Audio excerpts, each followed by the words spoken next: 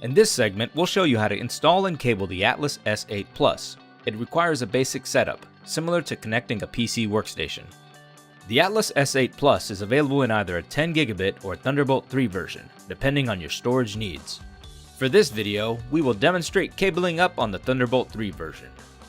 Inside the box, you'll find the Atlas S8 Plus unit, 2 Cat5e Ethernet cables, 2 Thunderbolt 3 cables, 1 power cable, 2 keys for locking the drive trays, an Acronis True Image OEM software activation card, a product registration card, and a quick start guide.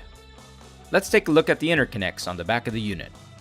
First, the power connector, 2 Thunderbolt 3 host ports, or dual 10 gigabit RJ45 ports if you're using the other model, HDMI and USB ports for serviceability purposes, quad RJ45, 1 gigabit Ethernet ports for management and/or host connectivity, and a Kensington lock option and reset button.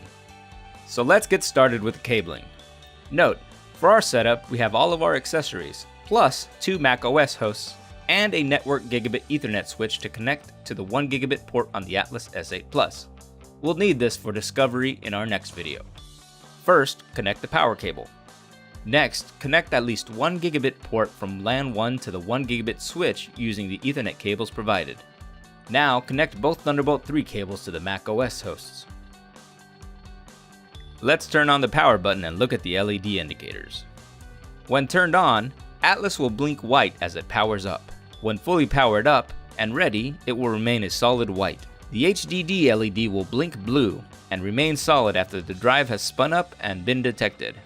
A quick note, the Atlas S8 Plus comes fully populated with 8 3.5-inch HDD.